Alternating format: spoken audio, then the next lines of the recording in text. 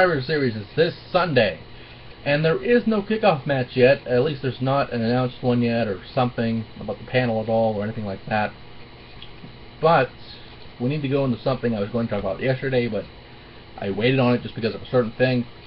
And it's the Divas Championship match between Charlotte and Paige. Now, Monday Night Raw, we had the contract signing main event Monday Night Raw. It was the final segment. And it was a great thing. It was an amazing thing. It gave him a chance for once to shine. Not in a main event match, but in a final segment of the show, which is just as good. And it was a great thing. It showed the greatness of both families, the Flair family and the Knight family. Excuse me. And you had a lot of good things in this. But the one thing people are forgetting about this is not the Reed Flair situation, because that's what everyone's been talking about, is the Reed Flair situation. And WWE did have a statement about that. They said something around the lines of, not literally saying it, but basically saying that superstars and divas have some leeway on some storylines and angles, to the point where they can say, this is just not right, just not do it, this is just messed up, don't do it, like the Reed Flair thing. For those who know what I'm talking about, with living under a rock the past week, the fact that Charlotte basically brought up her brother Reed, and this is basically her career is a tribute to him, which is great. But to the point where she's saying she's going to keep fighting, every Flair has fought, to the point where Paige says her little baby brother didn't have much fight in her, to where Charlotte speared her basically in the barricade. We're finding the point where officials went off and took him away, and Paige earlier to this signed the contract. But of course they went off Raw. Charlotte still didn't sign it, which is fine. They can probably have it on a post show or something, or SmackDown or something. To have her like a backstage segment, they were to sign it or something. It didn't happen. But the fact is, you go to SmackDown, and she still hasn't signed the contract. There is no footage at all of her signing this contract on Main Event, on Superstars, on SmackDown, on Raw, on the post-show, on any pre-show, on a live event, on a house show. A WWE.com segment even would have worked on this. That probably would have worked too. That didn't happen. So this match technically is not going to happen. As far as I'm concerned, I wouldn't be surprised if this match is canceled. I wouldn't be surprised at that at all, because you have a lot of arguments going into this match.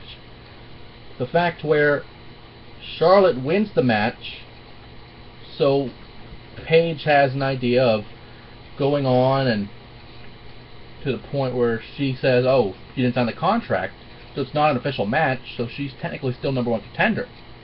Or if Paige wins, Charlotte has the argument she didn't win the title, so the title goes back to Charlotte. And then you can go on from there either way.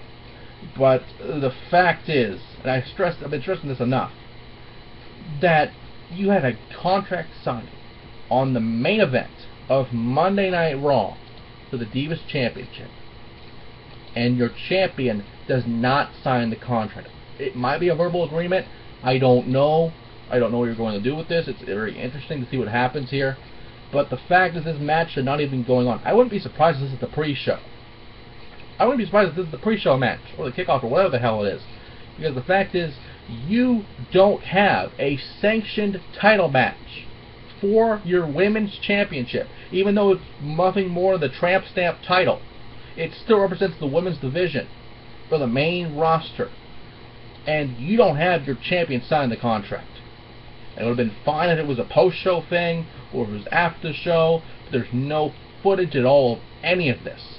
On SmackDown, on the post of Raw, on NXT. You could have them on NXT, to the point where, oh, they're both from NXT, so you can make this official and make NXT more interesting for this match. And even have footage of them in their NXT careers facing each other several times. It happened on NXT, I know for sure. But the fact is, there's no contract signed by the champion. And maybe that's what they want us to think. Maybe that's what they want us to do, but ever since the Reed Flair thing came up, that's the only thing people have been talking about. They have not talked about this contract. They have not even once thought of, oh, that she signed the contract. It hasn't happened. So as far as I'm concerned, this is an unsanctioned match for a title that shouldn't even be on the line. And it's disgraceful that WWE has this simple thing not put under or even checked to make sure that happens. Maybe they have it on the pre-show, I don't know. Just have a pre-show segment of her signing the contract. Why not? WWE.com, something.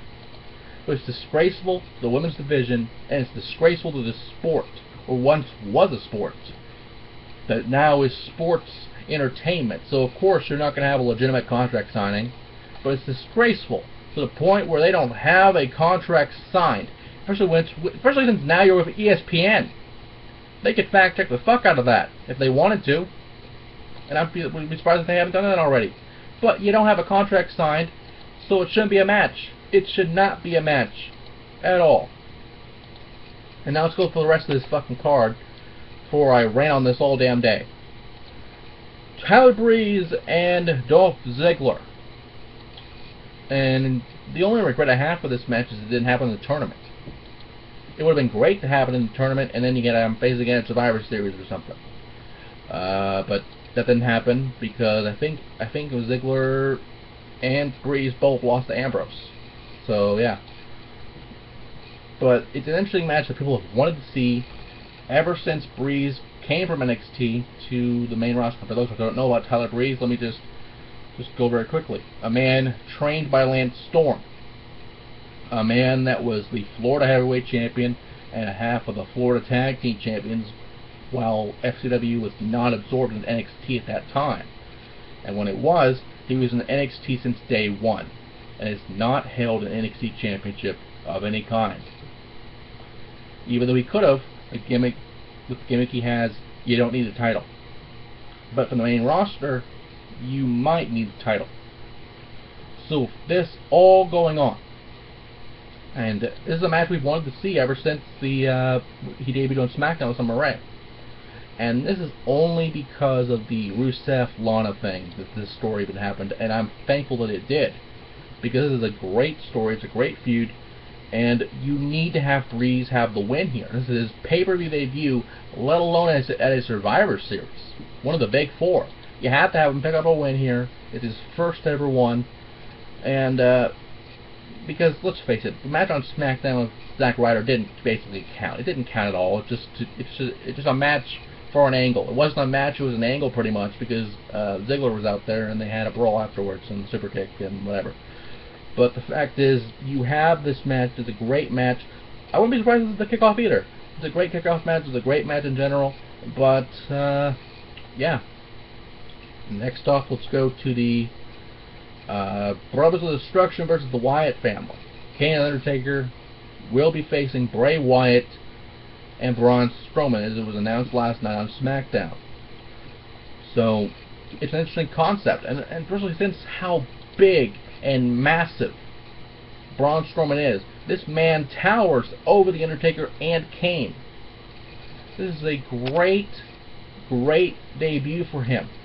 But the fact is, this is a match for The Undertaker. His debut in 1990 as part of the $1 Million Team. And Kane, of course, that Bad Blood and first ever Hell in a Cell with The Undertaker and Shawn Michaels interfered in that. But this could either go two ways. This could be the send-off to The Undertaker, so you have him win and you have him do what you need to do. Or this could be the passing of the torch to where Bray Wyatt, who has had powers as of late of The Undertaker and Kane and has controlled the Druids, which I don't think anyone has ever controlled the Druids ever. Maybe destroyed them a couple times, but never had them under their control. So this could be a passing of the torch of what Bray Wyatt could be as the new Phenom. It's interesting to see what will happen in this match, and I don't know what will happen here. And let's see, the title match, not title matches, but the tournament for the title. Already talked about those yesterday. So Survivor Series is this Sunday, and I honestly hope that they fix these problems with the title match for Charlotte and Paige, but I doubt they will, and we'll have this going on for months to come.